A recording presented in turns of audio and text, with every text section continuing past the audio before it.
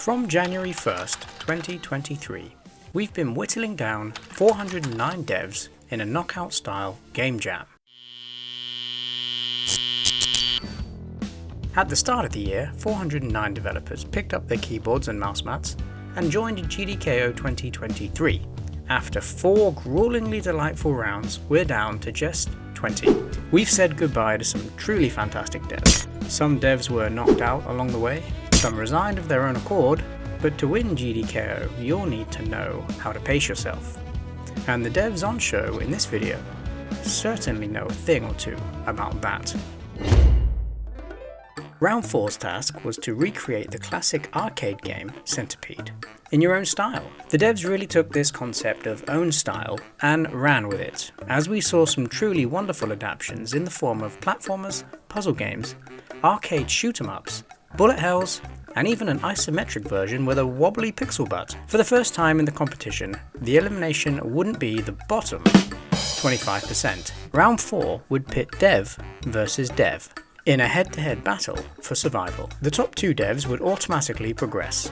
Then third place and below will be randomly matched up, and whichever dev places higher will progress. Yes, you may be thinking, what an inhumane way to lose 50% of the extremely talented devs still hanging on to GDKO glory. But what can I say?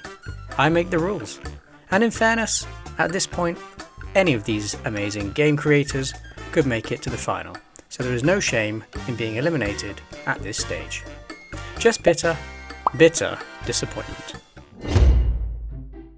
I dropped a question to the devs upon submitting their games this round. That question was one that many had already considered and some weren't too shy about sharing. Who do you think will win GDKO 2023? There was, of course, one overwhelming favourite. However, there is still one more round before the final, and anything can happen. So without further ado, the first and second place games that will automatically progress are Creepy Crawly Crush by Lotan. Lotan made a leaderboard that Jabuin is top of, or was at the time of writing this video, but since then all hell has broken loose and there has been pretty hostile competition for the right to rule the top spot. I'm on it in 5th, or was. Then Enmark jumped in and put the good name of Xanderwood back to where it's deserved. To get on this wonderful leaderboard, you have to play this wonderful adaptation of Centipede.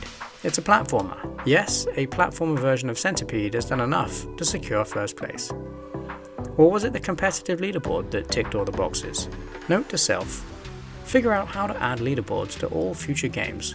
The game itself has all the core elements in place, such as spiders, mushrooms, and poisonous gas. Sounds like Lotan has stolen some of the mechanics from Enmark's Coffee Date game. Lotan has made a surprisingly addictive game in Creepy Crawly Crush. Bounce your way around the screen to destroy the centipedes, spiders, bees, and other insect-like monsters out to destroy you. Rack up those high scores to bounce from enemy to mushroom without dropping, to build up combos, and oh, did I mention there's a leaderboard? What do you get when you cross a duck, a kitty, and the core mechanics of one of the most enjoyably addictive games to come out of the 1990s? You get Centipede by Simon CB, of course, and I'd definitely buy that for $1. Simon has mashed up Smash TV with Centipede to create a game we didn't even know we wanted, wrapped it up with some cute kitty cats, a catchy soundtrack, and the kind of tongue-in-cheek shenanigans we've come to expect from the creator of Duck on Wheels. Twin-stick shooting has never been so much fun. Avoid enemies and shoot your way through the kittypedes to reach the final boss, and win yourself some fabulous prizes. I'd buy that for $1. A very well made game, and currently the front runner for best game made with Construct Free, and that free 1-year subscription. The rest of the devs will now be matched up, and at this point only third place is safe from elimination. Centipedes in Space by GameDav. GameDav rockets in with a Centipede game set in space, staying true to his original style from the last few rounds. Spiders are now spaceships, scorpions are now spaceships, and centipedes are, you guessed it, spaceships. You control a big gun at the bottom of the screen and your only job is blasting anything that moves into the Shadow Realm, where Spoonsweet and Kingjaw will be waiting to greet them. GameDav ranks in 18th place, which means Space Spy needs 17th or better to progress. If Juice had parents, Space Spy would be its daddy. Centipede is a juiced up variation of the arcade classic with a twist. Instead of horizontal movement patterns, split up by bullets, Space Spy has turned the thing on its head with a vertical variation. All the usual cast members are present, such as spiders, but Spy brings some new enemies into the mix too. The entire game is teeming with polish, from the titles to the background tiles. There is a large variety of levels and worlds, each with their own feel, giving you a sense of progress. Space Spy ranked in 3rd, which is as close to automatic as you can get, and a personal best rank for Space Spy. Mush Rush by Nut pits you head to head against an opponent separated from projectiles by only a field of mushrooms. Clear a path to attack while dodging incoming threats. Oh, and don't forget those special attacks. This game is fantastic, full of polish and character, unlockable characters, and a wonderfully Nintendo-esque art style and playstyle. Nut finished round 4 in 10th place, which means Ghostbit needs 9th or better to progress. Despite missing most of the allotted time due to sickness, Ghostbit has knocked out a decent little turn-based strategy game where you play as a wizard versus the Mechapede. Use mana to move and attack, but be careful not to end your turn in the line of fire. This game has a nice little shop upgrade system where you can power up and add more mana after each round. Great job for just 3 days work. Unfortunately though, Ghostbit will be at the mercy of the judges, as a 17th place finish isn't going to be enough to progress this round.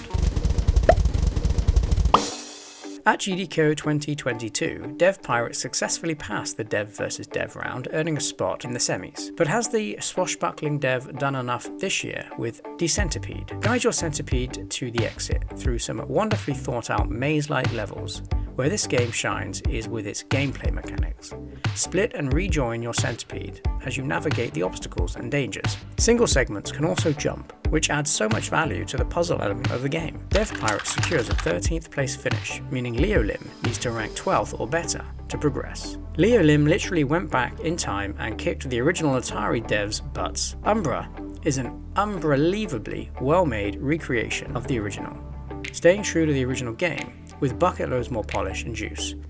Everything is so perfectly balanced and the attention to detail is spectacular, from the reflections of the characters to the mushroom generation after you die. Solid entry from a top contender. Leo lands in 8th place for their efforts, and simultaneously walks Dev Pirates off the plank, and into the hands of the GDKO judges. JB is back, and this time he's brought friends. Chitin Invasion is a game where you can play either as a villager looking to build and craft tools to take out the Centipede, or the Centipede itself, in a game that reminds me of Slither.io. Eat and consume everything from raw materials to raw meat and bones from the villagers. With each meal, your Centipede grows larger. Level up to increase speed and attack buffs, and take out those villagers before they become too advanced. Chitin Invasion crawls its way into 12th place, an unusual ranking for perhaps the community voted most popular pick to win the competition. If you thought Centipede couldn't be remade into a puzzle game, you'd be wrong, because Malek El Sadi did just that. Manipulate game objects by shooting them to clear paths for the Centipede to escape. The movement of the Centipede and ship are true to the original game, but Malek takes everything else in a new direction, including adding a story as to why you're escaping in the first place. Malek managed to bag a 4th place finish, meaning the mighty Jabuin, the #1 pick, by a landslide to win, is now at the hands of the GDKO judges. Malek is also the current frontrunner for the best game made with GDevelop and that 6th-month gold subscription. Who would have thought a first-person shooter would make a good Centipede adaptation? Nobody. Nobody except Solace. And boy was it good. Help your friend clear out his garden from some insect-like creatures, but be careful. There is more out there than just bugs. The low poly graphics, eerie soundtrack and horror theme really fit together well, making this game definitely stand out from the competition. Solace rolls in at 16th place, meaning Icy needs a 15th place or better to progress. Just when you thought you'd seen the last of the pixel butts, along comes another one. We're not mad though, because Frontline Gardening by Icy Games is a masterpiece of pixelated butt flapping combined with some very juicy isometric Centipede style gameplay. Travel through 3 gardens to wipe out the infestation while acquiring power-ups, dodging projectiles, and flapping your pixel butt as you bounce along. Icy and the Pixel Butt Saga rolls on in the competition, with a respectable 5th place finish, and proving once and for all that pixel butts are a very welcomed asset to GDKO game development. A pairing nobody wanted. Emma and Crayon have been standouts in their respective styles throughout the competition, and both could arguably be in the semi-final. When I asked you guys and gals to remake Centipede in your own style, I was expecting some weird and wonderful recreations. If there was ever a dev to put their own style on something, it's Emma. The art style is so perfectly Emma, you can spot it a mile off, and the mechanics are wonderfully true to the original. The only difference, everything is fish, spiders are crabs, and the whole thing perfectly fits together. The sound and ambience is exceedingly eerie, and the whole game has an intentionally creepy way about it. Emma ranks in at 11th place in GDKO round 4, but is it enough to fend off Crayon for a place in the semis? Crayon scribbles their way into round 4 with a much different approach. When I say different, I mean totally awesome. Crayon combines the original Centipede game with a rampage style bullet hell where you play as the Centipede. Destroy buildings, tanks, helicopters, basically anything that moves, while avoiding the onslaught of bullets from the pesky military. The game starts with a hugely nostalgic clip of the original Atari TV advert for the game. And from that moment on, you know Crayon isn't going to disappoint. Crayon Melon jumped into 9th place, kicking Emma in the face and sending her to the mercy of the GDKO judges. When mysterious disappearances shut down the local arcade, you investigate only to find a strange copy of Centipede. Do you dare play? Damn right we do. Hazmat has stayed very true to the original game in his remake, The Arcade.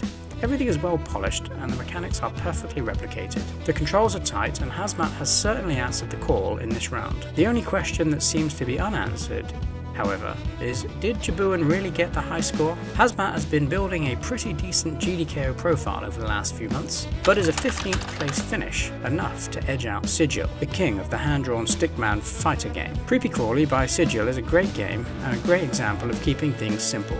The core mechanics are there and work perfectly. Instead of mushrooms, the Centipede segments leave behind skulls. The game feels fantastically fast-paced, which definitely keeps you wanting more, and the addition of a world map really makes you want to continue playing. Sigil needs a 14th place finish to progress, and they've done just that by bagging 6th, earning them a place in the semis. Blue Game MC and RSD-RNS fought a close-knit battle to progress this round. A combination of first-person shooter mechanics and centipede-splitting mushroom-spawning nostalgia, wrapped up with a backstory revolving around a centipede hell-bent on getting revenge on the poor little exterminator. It seems the centipede, after long last, will have a chance at redemption, even though you can book the exterminator on the website. Maybe the Wi-Fi was down. Blue Game MC landed a lowly 19th place, meaning RSDNRS needs just to avoid last place to progress. RSDNRS adds a top-down shooter feel, whereby instead of having the centipede make its way down the screen systematically, it flies in from above at all kinds of angles, making the game fun and frantic to play. The artwork is nice, and the game starts with a wonderful opening sequence whereby you're flying off to the centipede planet to wage some good old-fashioned arcade-style war. Unfortunately for RSDNRS, planet number 89, 32B, brings up the rear in 20th place and will be at the mercy of the GDKO judges from here. Game favourites managed to beat the Dev vs Dev round at GDKO 2022 and progress, but have they done enough with their take on Centipede this year? Mecha Melia is a 2-player arcade-style shooter, where, like in the original Centipede game, your enemy snakes its way down to the ground to kill you. In this version, however, there are 2 of you, and blasting mushrooms sends them down to attack you also. Game favourite lands in 14th this year, meaning Brainfart needs a 13th or better rank to progress. Brainfart has stayed very true to the original with his game Centipede 3000. Everything works like the original game, from the changing colour palette to the poison mushrooms that cause the centipede to descend directly to the bottom. Brainfart Studios has most definitely captured the classic arcade feel and added some awesome neo glow and a super catchy theme song. Brainfart secures a 7th place finish, and we now have our semi-finalists. Oh wait, we're missing one. Oh yes, that's right, the Wildcard. Boy, I wouldn't want to be picking from this lot, but I know a gal who can. Due to personal reasons, unfortunately Vimlark has had to drop out of the competition, but luckily for us, the mighty Manisha was on hand to step in.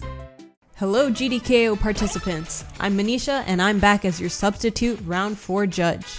The competition is heating up and the tournament is getting intense. It was such a thrill playing all your games this time around on stream. Round 4's theme was a special one. You were to recreate the classic Atari game Centipede. I loved seeing your take on the mechanics, aesthetics, and sounds of the game.